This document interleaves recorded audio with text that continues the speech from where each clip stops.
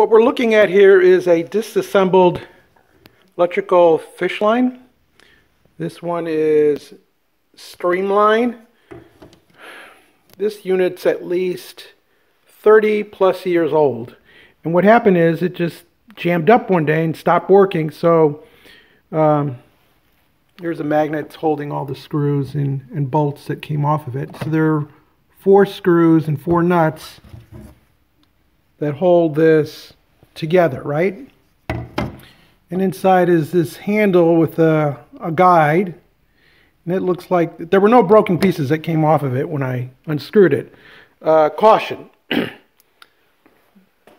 actual tape, the steel tape, is under a lot of tension. So be careful if you decide to take one of these apart, because it could just pop in your face and easily gouge out an eye. Anyway, so what I'm going to do is I'm going to carefully take this outside and unwind it so that it's straight and flat. Then I'm going to see how one end of it attaches to this. Try to figure that out. Maybe it just clamps onto this piece. I don't know. And if we're able to figure that out, then we should be able to wind it all back in here. And this should be as new as it was 30 plus years ago. Step 1 is going to be literally get the cobwebs out of this thing. Looks like some creature made a home out of it during its lifetime. So we're going to clean this up. Doesn't look like anything needs to be lubed. It just needs to be cleaned. So we're going to wipe all this down, and then I'm going to unwind the tape.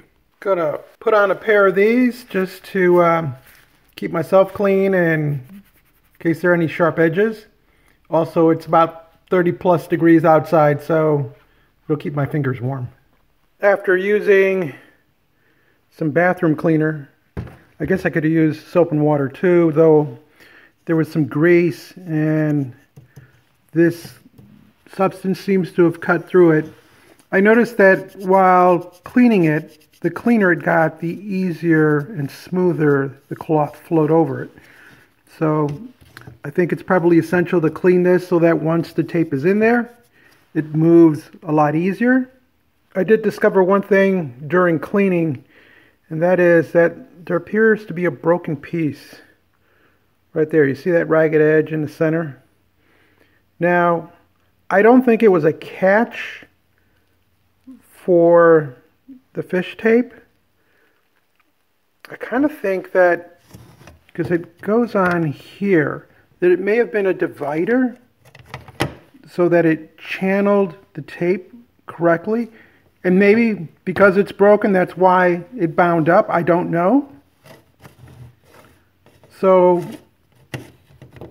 I'm going to, like I said earlier, unwind that tape and see how it connects to this.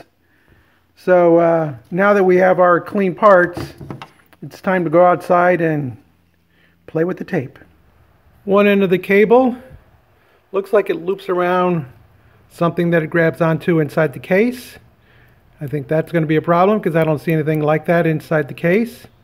Anyway, as I was unrattling, I attached this end to just an object, a ladder in this case, so I could spool out the cable and straighten it out. I did discover, where is it? Right there.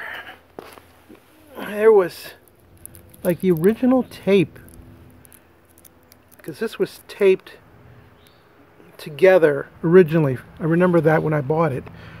And you would move the handle and it would cut through that. So that was still there, and I just wonder if that, because it didn't totally separate, caused problems. Anyway, so we stretched this all the way to the end. Unfortunately, I'm dealing with about maybe 50 or so feet of this. And this is the end that you would attach your wire or your cables that you're trying to pull through.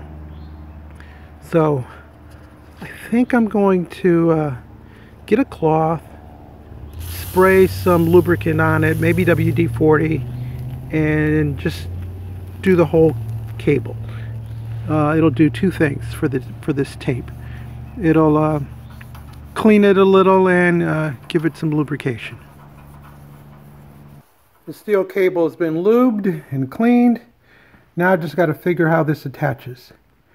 And my idea is that a screw goes through there, and this seems to be a natural place where this would lay across. So I think that's what I'm going to go for. I've seen in other units where this end, this loop, actually catches on something, and it's very obvious. On here we only have 4 places we could attach to. There's nothing else. It's just, you know, a circle. So I'm thinking this one is cut differently than this, and this one. So I bet this is where it ties into. So I'm going to put a screw through that, and then of course try to lace this up like so, right? Because it's going to go through there. And then I should be able to add the other half of the shell, screw it together, and hopefully it'll wind up. Let's see if that works. So this is what we're attempting. The screw's in, it's holding down the tape.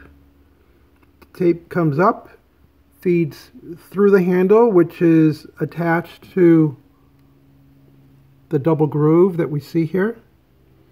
And then it goes out. So now, in theory, I should be able to just attach the upper half, put the nut down, put the other 3 screws and nuts together. I should be able to pull the tape through and fill up the case. Piece of advice, you're going to need 2 people. I'm doing it by myself and it's really hard because you have to hold the clamshell closed.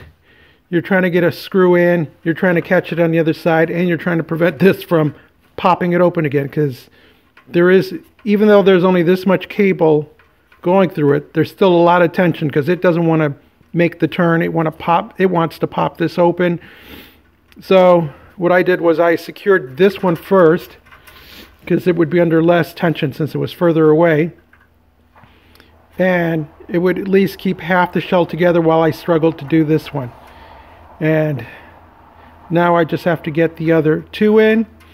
Don't tighten them all the way down because this has to glide through that center where the clam splits. So you see how it's a little wider here and a little narrower there.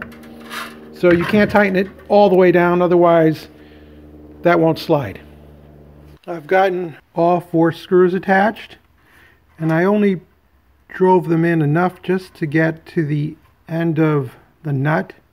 And again, I'm not making them really tight because I know it needs to have a little bit of play with it, so I'll see how loose it is, or even if I have to loosen it some more or tighten it some more. Anyway, so I'll get a feel for that once I start threading this up. Here's the real test now. We're just going to see if this actually threads in. I'm just going forward, letting it spool inside.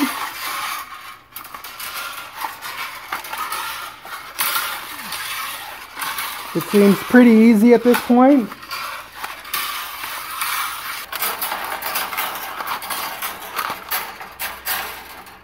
Now it feels like it's binding a little.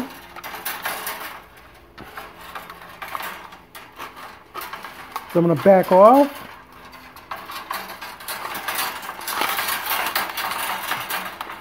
Definitely hit something there that it doesn't want to go past.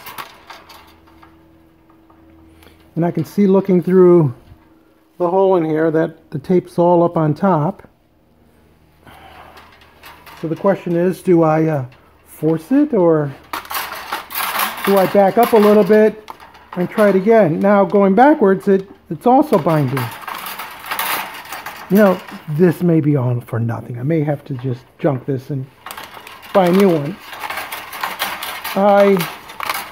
I'm pushing beyond it. It's stiffer.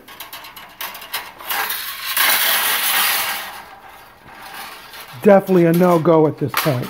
It's bounding. I have a theory why this isn't working. As I pointed out earlier, the cable is all up at the top, and I think that as you initially thread this, the cable needs to be snug to the hub.